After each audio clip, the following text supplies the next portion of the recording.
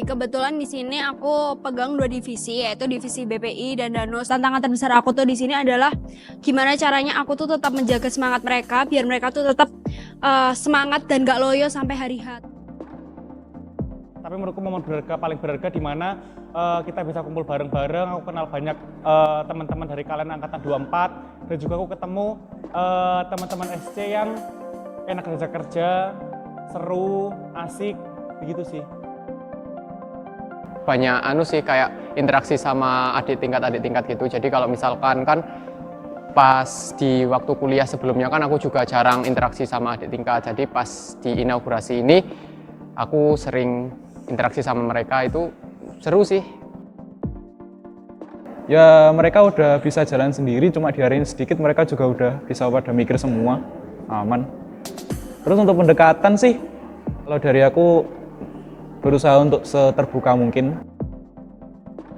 Aku ingetin lagi kayak gimana kepentingan, seberapa urgensi kepanitiaan ini untuk karir panitia mereka ke depannya. Aku memotivasi teman-teman dari kesehatan dan juga korlap untuk kayak maksimalin sebagai organisatoris yang baik ke depannya di FKH gitu. Tentunya saya akan menerapkan strategi seperti pencegahan, kesiapsiagaan, dan gerak cepat atau respon cepat terhadap pasien dibutuhkan. Selanjutnya kita akan mengadakan kerjasama sama dengan divisi lain tentunya.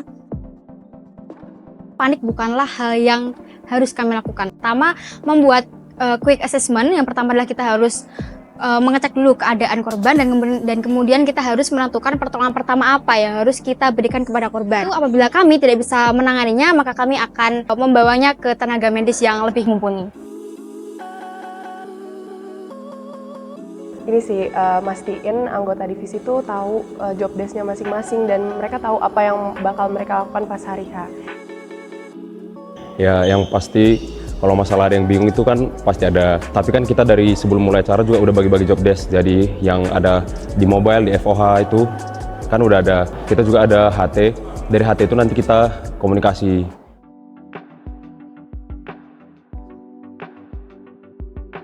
Jadi jujur awal-awal banget itu kita bener-bener banyak revisian, dan bahkan aku sampai mikir emang desain kita itu sejelek itu kah gitu kan. Terus ternyata beda banget pandangan kita sama pandangan mereka. Nah, kita pun membuat strategi, yaitu dengan cara sharing mood board. Jadi kayak biar pihak sana itu tahu apa yang kita inginin dan kita juga tahu apa yang mereka inginin. Kalau yang paling menantang sih sebenarnya dari awal juga udah menantang sih. Apalagi di divisi PDDM ini kan dibagi jadi beberapa divisi gitu kan. Jadi kita tuh udah harus merhatiin beda-beda divisi itu. Kalau yang paling menarik tuh semuanya sih dari awal sampai akhir. Jadi momen paling mengharukan menurut aku itu ya, anak-anak aku tuh banyak dibilangin kayak anak-anak yang jelek gitu, staff-staff aku tuh. Cuma aku tuh menemukan banyak hal-hal baru dari mereka gitu loh. Mereka itu kerjaannya sebagus itu. Saya sebagai WCO dari Transkoper berkewajiban untuk menata seluruh keanggotaan kami. Jadi kami harus dapat menata tugas atau program kerja anak-anak Transkoper itu sendiri. Nah, dari awal Dansos kebentuk itu kita udah ditargetin gimana caranya kita ngasilin 60 juta dalam waktu kurang lebih 1 bulan. Nah, dari Dansos sendiri dan SC kita itu ngebagi pendapatan kita itu dari tiga sumber gitu loh. Yang pertama itu tuh ada danusan, yang kedua itu ada sponsorship, dan yang ketiga itu tuh dari penjualan merch. Pastinya banyak banget ya. Kalimat mencari uang itu susah itu benar-benar terjadi di kami saat ini. Jadi kesimpulannya tuh kita jangan menghambur-hamburkan uang untuk sesuatu yang tidak seharusnya. Menurut saya sendiri, program kerja paling efektif selama ini adalah danusan sendiri. Walaupun danusan itu nggak menghasilkan untung yang paling banyak, namun danusan ini sangat membantu dalam berlangsungnya acara inaugurasi ini. Di antara kerja humas yang paling berkesan itu menurut aku semuanya berkesan. Jadi mereka tuh mau saling membantu satu sama lain. Kenapa aku bisa bilang berkesan? Karena mereka semua bisa kompak mau mengerjakan tugas mereka dengan baik. Jadi strategi dari humas itu pastinya menghubungi sebanyak-banyaknya pihak sponsorship. Strateginya kita itu memanfaatkan dari cutting tahun lalu. Tapi yang paling penting itu proposal. Mungkin dari aku sendiri yang pertama bisa dilakuin adalah mengalokasikan dana untuk konsumsi. Yang kedua mungkin kita bisa memilih menu yang bernutrisi namun lezat. Kita juga bisa memilih vendor yang sesuai. Kemudian juga kita bisa melakukan evaluasi dan koordinasi bersama anggota tim.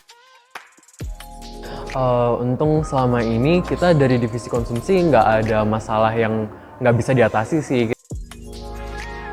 Jadi dari aku dan partnerku itu untuk menghindari rundown yang berubah-ubah itu sebelum hari H itu kita sudah mempersiapkan 4 jenis rundown. Rundown pertama itu adalah rundown yang fix banget yang sesuai ekspektasi kita. Rundown kedua itu adalah rundown yang kecepatan. Jadi mungkin dia kecepatan 5 menit atau 10 menit. Rundown ketiga itu adalah rundown yang ngaret. Itu rundown yang mundur. Terus rundown yang terakhir itu adalah rundown hujan. Rundown hujan itu tuh karena hujan kita nggak pernah tahu ya. Pasti kan ada aja gitu kan hujan. Jadi nggak tahu. Jadi kita harus tambahin rundown hujan.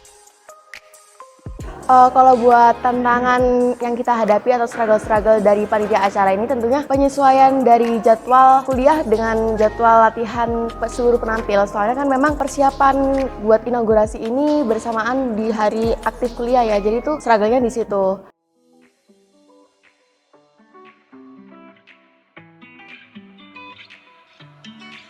Sebetulnya 60 juta sendiri itu merupakan target yang kita bikin untuk jaga-jaga. Caranya sendiri itu kami sudah melakukan danus, terus juga kita juga ada sponsor dan juga ada merch.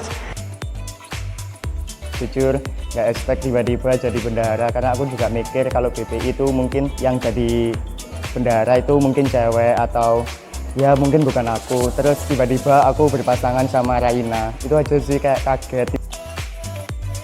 Yang paling menghambat itu adalah proposal karena tuh lama banget turunnya. Jadi itu bukan hanya menghambat dari secret, tapi juga divisi lain juga terhambat. Jadi waktu itu ceritanya habis pleno, aku sama Lia ngecek spreadsheet punyanya sekretaris dan tiba-tiba ada permintaan surat belasan, mungkin sampai 20 yang harus kita selesaikan dalam waktu yang dekat banget. Yang jadi masalah dan struggle-nya itu adalah setiap bikin satu surat laptop aku nge-lag. Jadi itu adalah permasalahan paling krusial dalam menjadi sekretaris.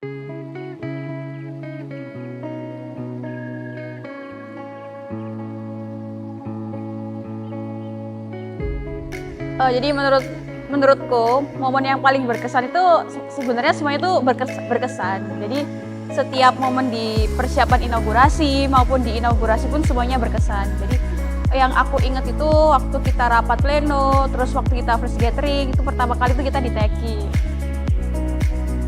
Aku yakinin dia kalau semua itu berawal dari keyakinan. Jadi kalau kita yakin terhadap suatu hal, pasti itu kita akan punya usaha buat melakukan hal tersebut gitu loh. Jadi kalau kon yakin, itu pasti bakal kelakon gitu loh.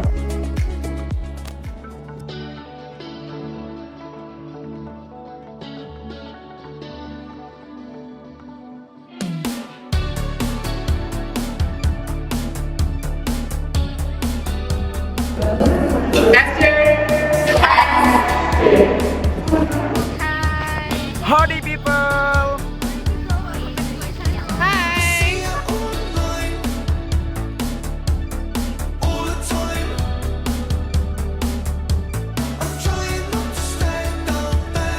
BPI Sakti.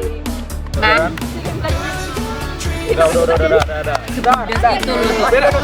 Kata-kata hari ini. Saya tidak tahu, saya tidak bisa berkata-kata karena base pro saya belum selesai. BTS. Dia suara dulu guys. Divisi acara singkat padat musik.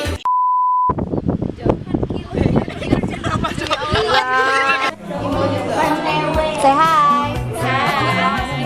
Kita sudah habis 5.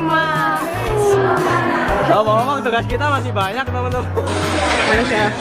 Humas, jaga citra, bangun relasi, inaugurasi.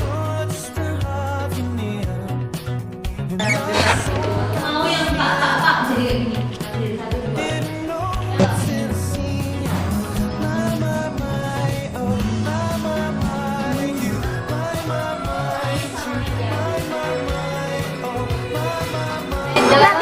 Ini sangat seru dan sukses untuk semuanya.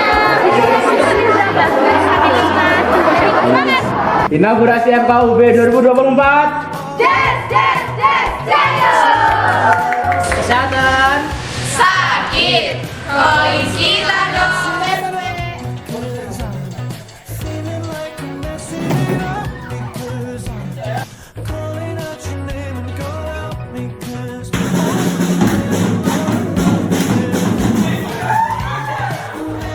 Inaugurasi tanpa dansos. Bisa. Yang benar aja. Rugi dong. Wow. Kurang nggak ada yang itu yang video pujunan. Ada aku video sumpah.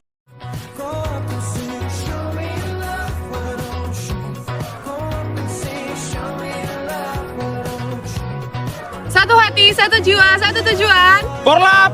Solid. Hai.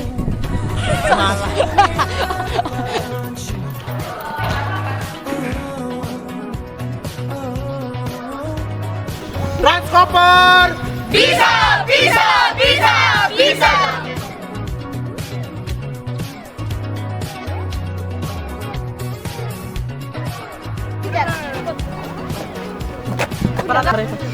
Aduh, sorry guys. Jangan diajak berantem, Kak. Konsumsi passwordnya. Ya.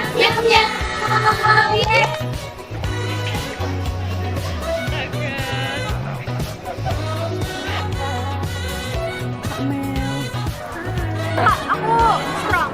Wih. Tertolong. Enggak di situ. A few minutes later. DDM. Revisi, diam bos. Dah. Kenapa? Mau gini tapi kayak gak kelihatan. Gak kelihatan. Kalau ke belakang. Pastinya capek, tapi tetap semangat, saling menguatkan satu sama lain. Pokoknya sukses inaunya. Wih,